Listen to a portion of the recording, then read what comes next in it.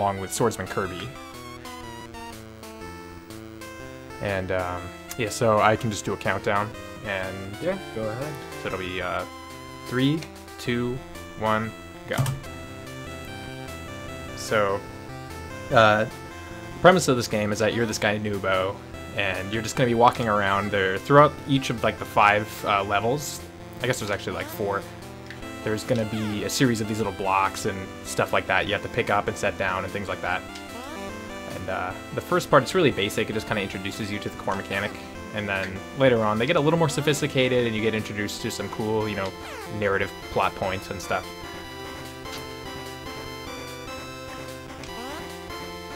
And it's worth noting that this game actually very recently, like within the past month, has undergone a lot of really cool optimization thanks to Swordsman Kirby, actually.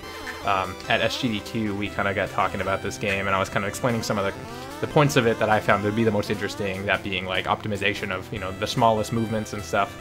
And then he actually whipped up a really cool little task with some strats that he came up with that were all like a bunch of little frame savers, and it added up to being about 40 seconds worth of RTA time saved thus far. And the record used to be 33:51, and now it's 33:12. So it's kind of it's crazy. Just the closer you look, the more you start to find these little things.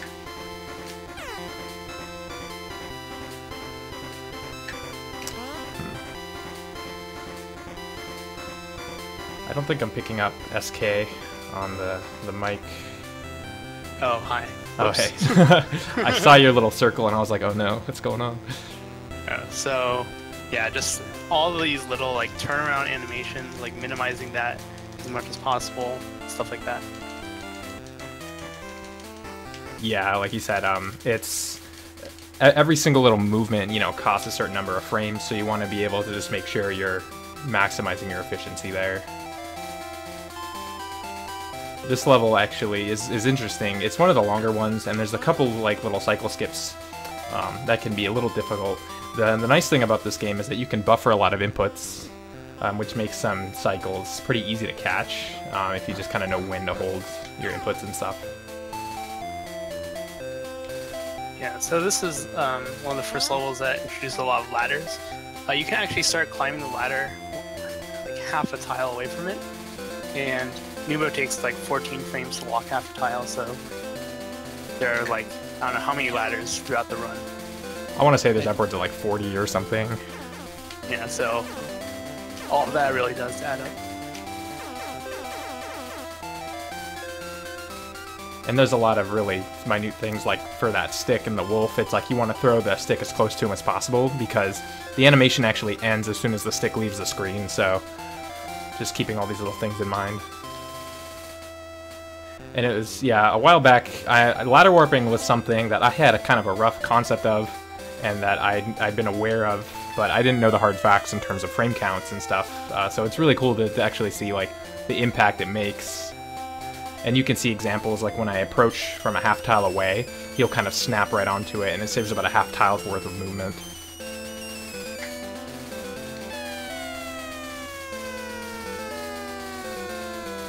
And also shoutouts to the music in this game. Not every like every level has its own tune. Some are better than others, but overall they're all earbugs, as I call them. I'll find myself whistling these tunes after like long practice sessions.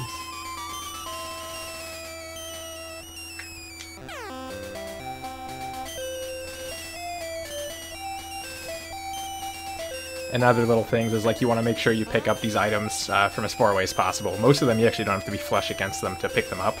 And you can exploit that to do some, what I believe were pretty much unintended little sequence breaks in some of the puzzles, because you can pick stuff up and drop them off like so far away. So that'll be cool. Like there are a lot of rooms where you'll see they stack 2 or 3 blocks and you only end up using one of them. Yeah, there are a lot of I would say unintended solutions to a lot of the block puzzles in this run. And some of it is just like completely unintended. Some of it is just doing it optimally. So after each level, there's like a little like password screen. It's, I think, like literally the only thing you can't buffer in this game. And that's like the one thing you like really have to mash through.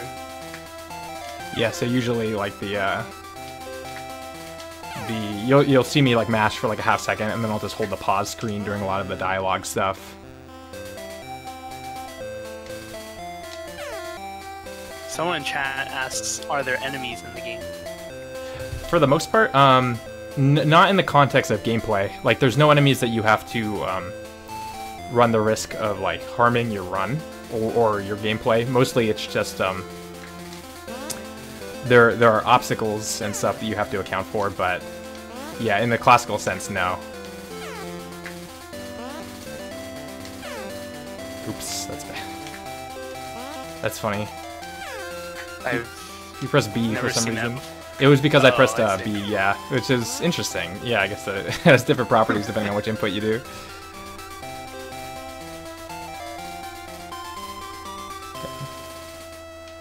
I wish there was a way to get a cycle skip on this guy, but from what I know, you just can't seem to make that cycle in time just because of how far you are when the animation begins. But these platforms are what I was referring to in terms of like making sure you can make these cycles as early as you can, because otherwise it's not as simple as resetting these by re-entering and leaving the stream. It seems like there's a global timer on a lot of these platforms, and you just kind of have to wait it out. This is an example of something I believe to be a little unintended. You kind of walk this way once, you can just use one of the two blocks there.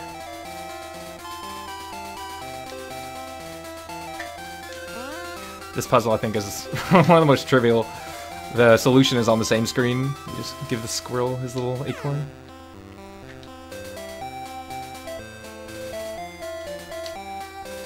I guess it makes it a little more interesting in order to solve the second half, which requires this item. Another thing I'm going to try to do is buffering inputs into transitions so that I actually don't move an extra tile, and this is where it's going to matter the most. Okay, cool. So that's an example of a cycle that you can miss and actually sets you back pretty far.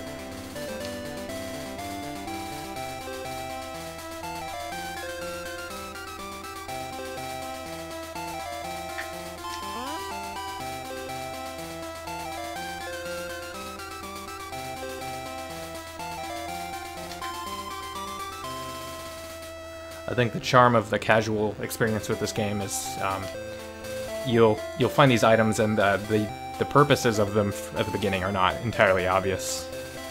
So something like this, you don't really find out why you have it until something like that happens.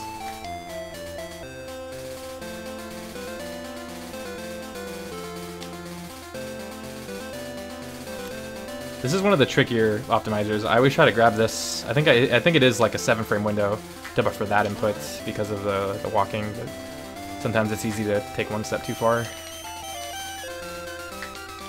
Oh, whoa. I've never done that. You're using a GameCube controller, right? Yeah, I'm using an analog stick.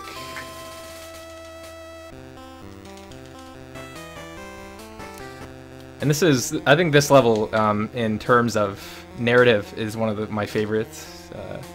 The premise here is that there's these mole creatures that have this really complex water system that they use to cool themselves off. And it's been shut off for whatever reason, so it's Noobow's job to put it back in place. This is an example. I didn't know you could buffer these inputs. You can just hold the A button here, and he'll just continue. Before SK really brought that to my attention, I'd always just kind of mash, which I guess ultimately, it's not like a huge time loss, but it's a matter of frames, I'd imagine, that you lose by just not buffering. And considering like a good run and a bad run of this game is like the difference of like 10 or 15 seconds, it's like frame counts become more important than ever in a game like this. Yeah, and also about the, I don't know, what do you call that, hang glider thing? It always goes in like the same place. Like you can only use it to go like from a specific platform to a different platform. Yeah, it's not like a universal item. It'll load in or it'll deload depending on where you go, because I'm assuming it's all based on like location triggers. It doesn't permit the use in any general sense. Oh. And this is one of the funnier little frame savers. For some reason, it's faster to take a step that way and do that instead of going the other way, which seems weirdly counterintuitive to me, but it's just kind of how the numbers work.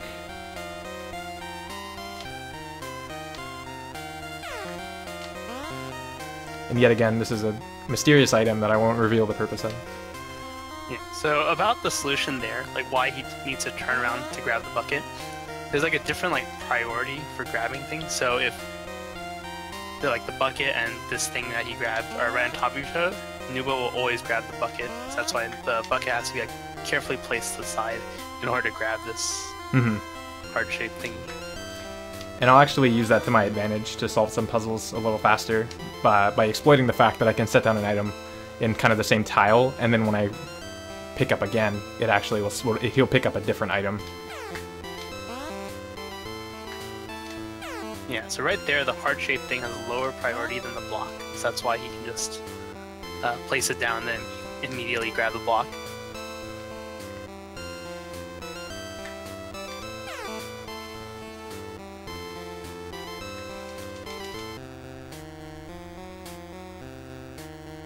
And this is where ladder warping becomes significantly more important at the end of this level.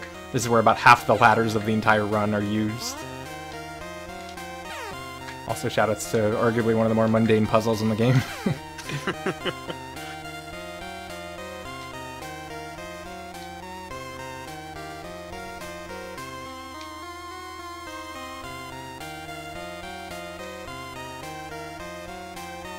You have to be careful here, because he defaults to the wrong direction there, so... Yeah, if Noobow tries walking off like a high ledge, then he'll do this like shaking his head animation and waste a lot of time.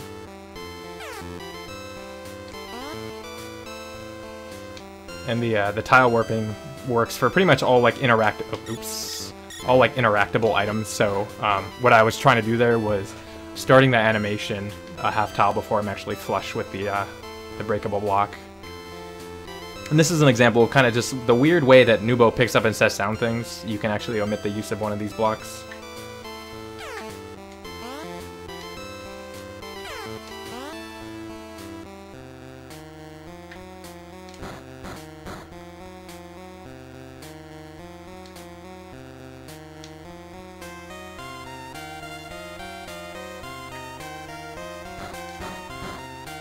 I think this is more or less the way you want to do this. Yeah.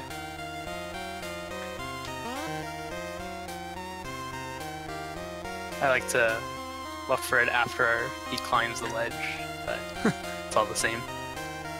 That definitely seems cleaner. Because mine does have an element of timing to it, because you have to turn around.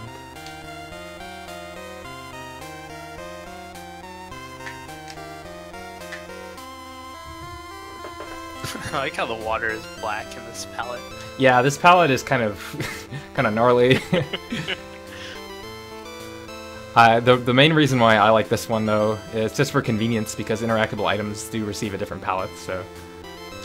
It's just kind of like, even though I pretty much know where everything is, it's comforting. Yeah. And this is where the first time we get to see mini Noobow.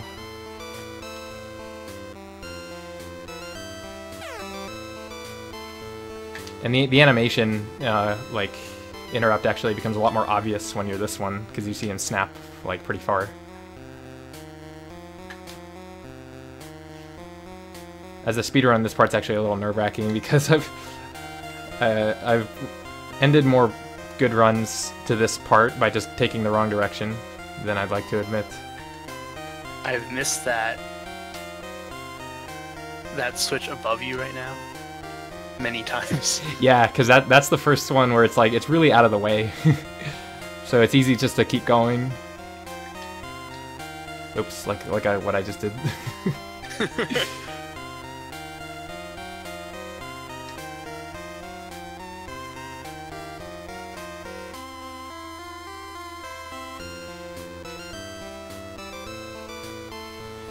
This game likes to throw in a bunch of like red herrings for paths. Like up there, that's actually a dead end, and similarly, this one is too, or the one to the left of me. Which, of course, in like a casual playthrough, that's just kind of part of the fun, is finding the right path. But in a speedrun, it's just kind of like a huge setback. Yeah, it's just like one more annoying thing that you have to remember. Especially like in this game where there's like really like not much time to spare, I guess. Any mistake, like even if it's just like a second, is really painful. Yeah, like when if you accidentally use the chisel like one block too early, you have to kind of sit there and watch the animation, and all that time is just cutting away from like potential time save. And this is the second to last level, which has some of the most interesting music.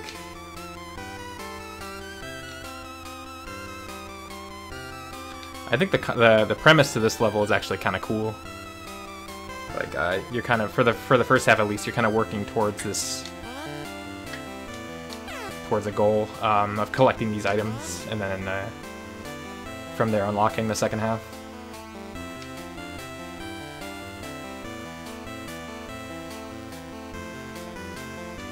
I can't tell whose face is funnier in this little interaction.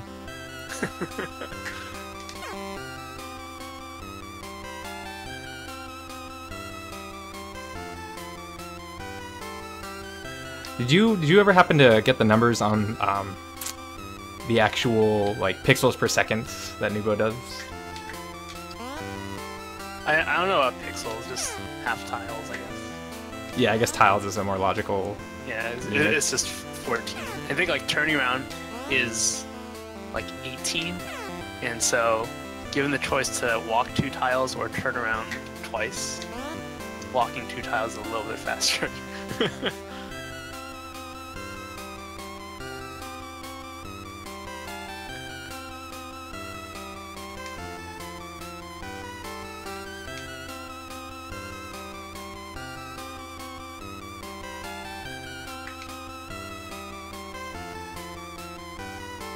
Yeah, so there's just a lot of walking around in stage 4. Yeah, you go on this fetch quest. Yeah, this is the first time you see me exchange an item for another one, and with every successive item you get, it goes towards getting the next one. This one being the most straightforward. So about this stick, in order to insert it into like a slot in the wall, you can't be standing right next to it.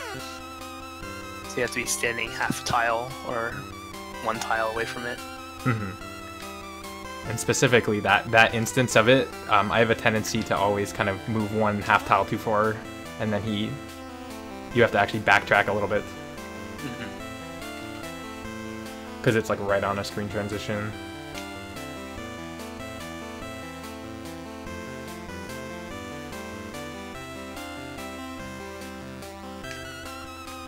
I think the next like little solve coming up is probably the one I find the most interesting in terms of like optimization, because there's going to be a screen that has 3 different. There's like 3 ways you can go, and we want to solve this in a way that we can access 2 of them at the same time, even though it's really cluttered.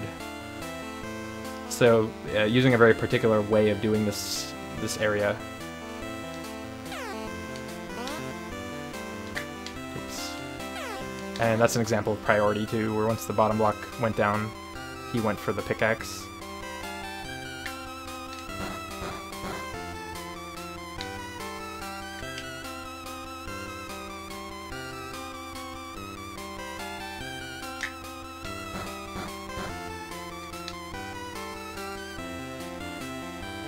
I never understood why this guy is willing to trade with you.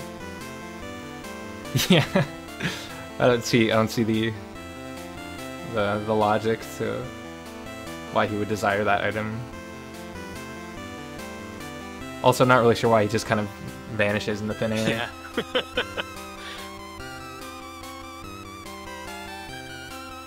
And something really convenient about that the way that screen works is that not only does that let us go straight down here instead of having to re-pick up blocks, but on the way back, I think it kind of accounts for the fact that you just want to go back up, so it just resets them.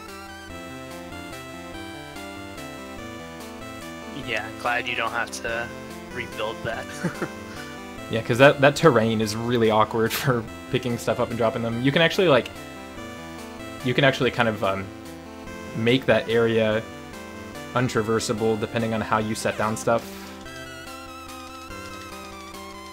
Yeah, I guess it hasn't come up much, but there are a lot of puzzles that you can just simply soft lock the game on.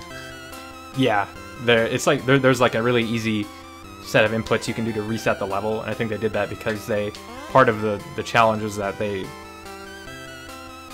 it's likely that you can trap yourself, and that's part of kind of figuring out where to go.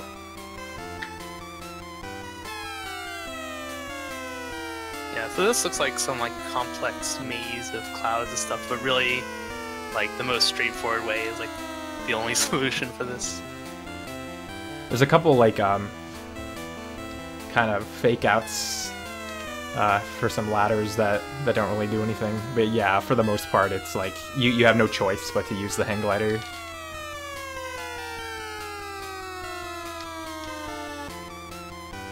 Here, I always have a weird habit of going to the right here because it looks like you're supposed to, but then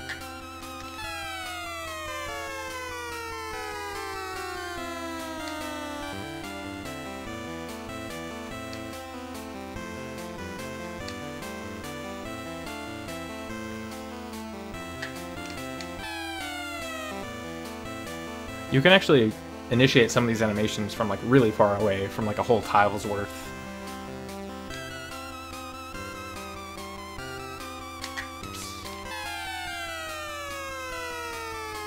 Yeah, I feel like it's not consistently programmed either. I feel like I'm always have to constantly re-remember exactly where you can stand. Yeah. A lot of these edges and stuff seem to be independent. There's not really a universal behavior. It's kind of on the fly. They kind of program it. Yeah, this is the one enemy in the game. Yeah. All you have to do is... I don't even know exactly what you did to appease him. Yeah, he just seems to be if he's preoccupied with that square, it's he's okay.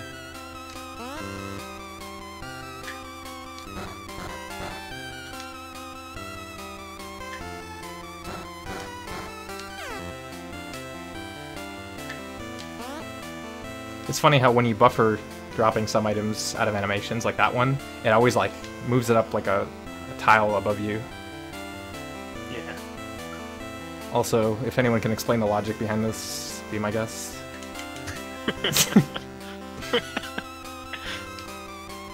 Because to me, it's you have a parachute, which is meant to catch air and stuff, but somehow that doesn't work. You need the bucket to actually fly through the air.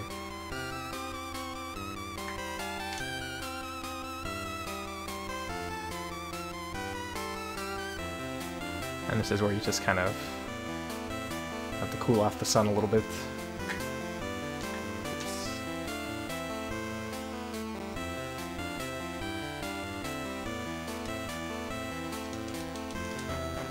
Okay, so this is the final level. The premise here is that I guess this is the North Pole or something, because Santa is at the top of this mountain, and we're gonna help him gather a bunch of gifts. Cruel says that we are grounding him by using dirt on the lightning guy. Oh, I see. That makes sense. Yeah, because I guess grounds all the electrical charges and stuff.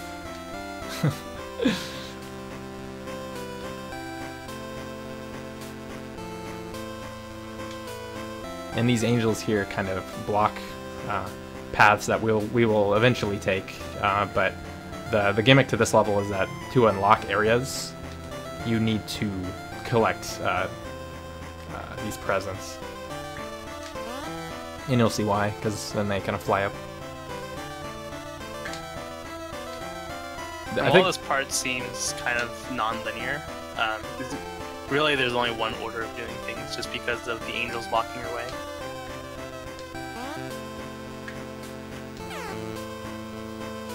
so. That ladder there is a red herring. It's no point.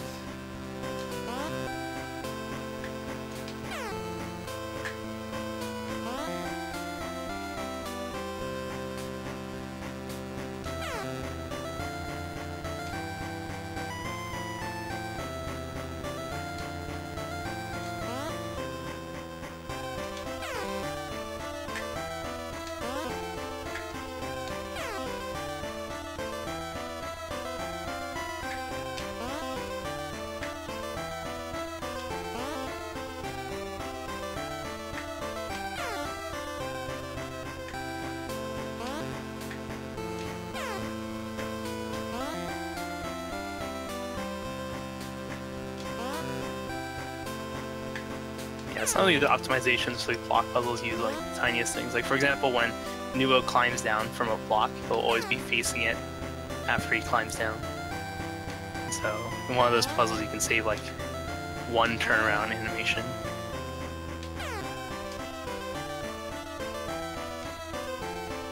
Yeah, that part for some reason is always like really intensive. Actually, like I have to focus because there's like three like relatively complex puzzles all kind of at the same time. Okay, if I understand this right, this is the updated solve that SK came up with. Yeah, there we go. Yeah, for some reason that kind of solution doesn't work everywhere in the game, and we don't know why. Yeah, so some of these actually have their... It's like a little bit of like not so intuitive trial and error and seeing which, like when you can and can't get away with like little things like that.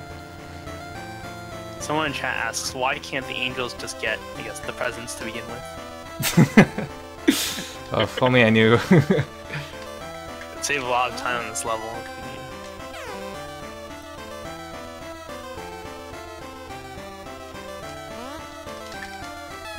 So here's a... To remember to go right here and not totally, you know, rip my run.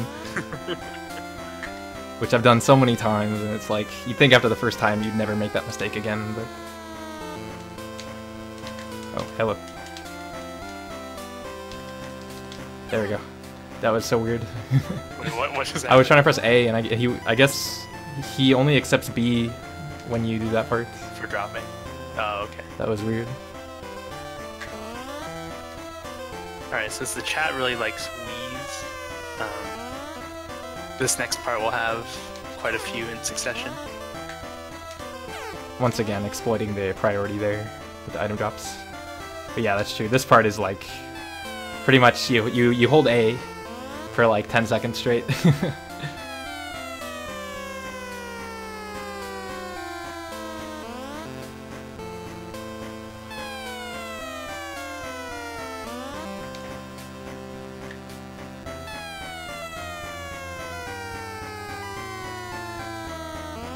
This part is completely unnecessary. Yeah. it's like there really is no like element of puzzle solving there. Oh yeah, also shoutouts to Skateboard Noobow. I like his face. He's like, no.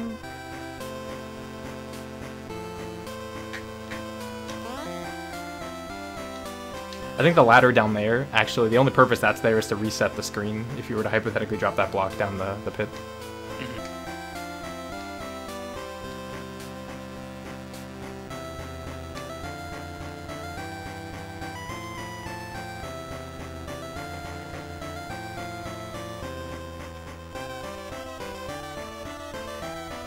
And we're almost done. There's one more series of gifts we have to collect. Now that we've sort of unlocked like another part of this level.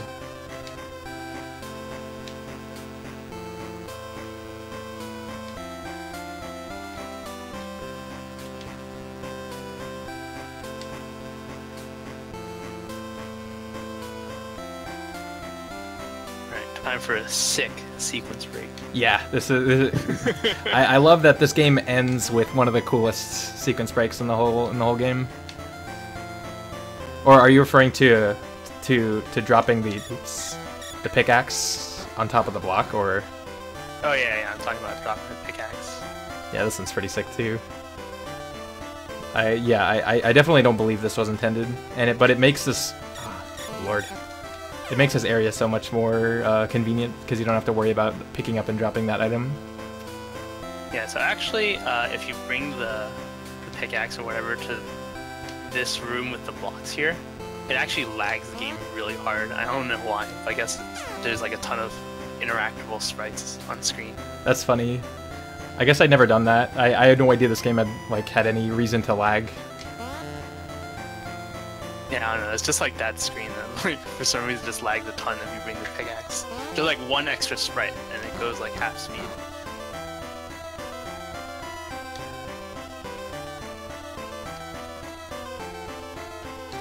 And this is a really funny area where the developers designed this very large, like, convoluted maze that you kind of see, and you have this idea that maybe there's something at the end of it, but it all just loops you back down here, so it's 100% pointless.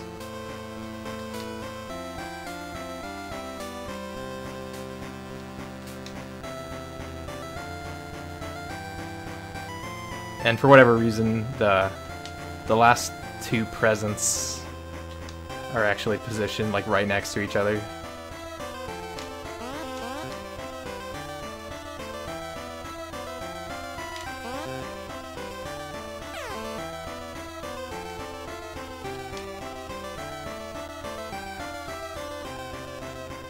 From here we do need this again, so, and this is like the last big puzzle, which actually SK came up with a really clever way to work around this. You'll see like a upward level here that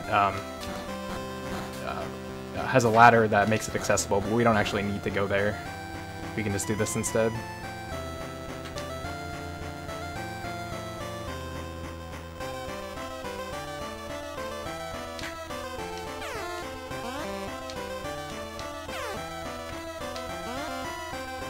Yeah, this solution saves almost 3 seconds compared to...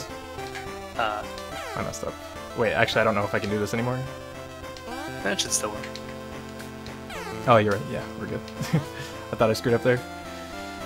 Yeah, it saves 3 seconds over climbing up the ladder and then all the way back down.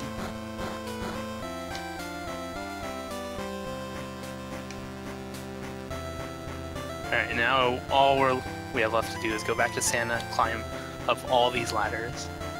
Yeah, this is like the final stretch. Not really any more execution left. It's just going up ladders. And I guess timing ends when you, like when the screen begins to fade out, or... I think it's like right when you finish climbing up the last ladder. Oh, okay. So this is definitely a PB for me.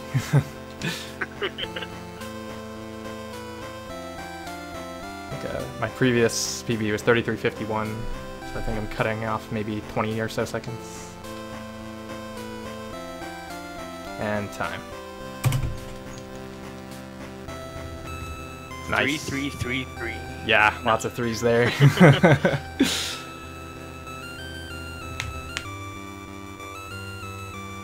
And now you can see we've saved Christmas, and Noobow is riding around with Santa.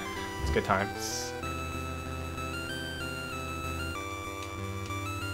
You actually can't advance this text like you can all other text.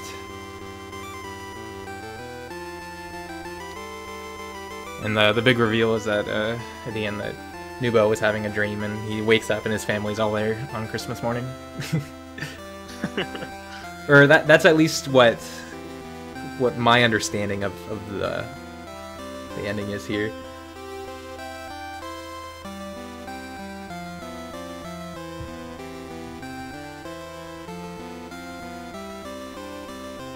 And there he is.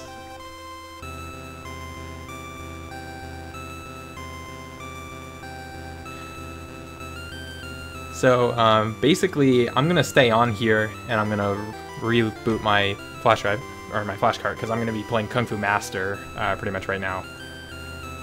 But yeah, so thanks everyone for watching Noobow. I think I hope me and SK have showed you some of the cooler parts of the speedrun. It's definitely, there's a lot going on with this game, which isn't obvious on the surface. So thanks a lot. So, go ahead and reset that.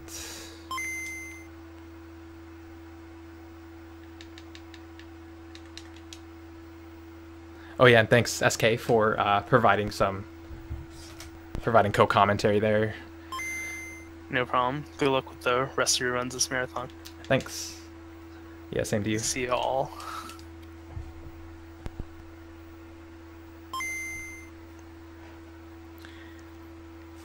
So for this one, once again, I'm ready to go whenever we're good. I'll just reset my timer here.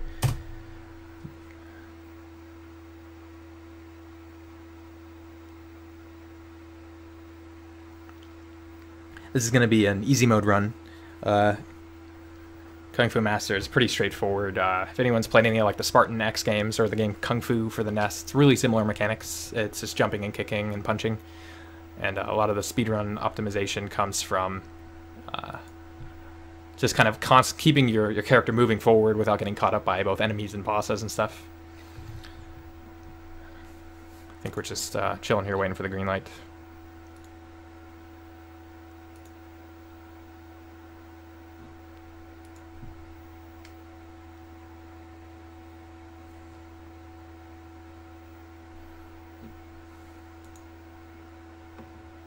Cool. Okay, so I'll go ahead and do a countdown here. 3, 2, 1, go. Oops. So yeah, the first level is really straightforward.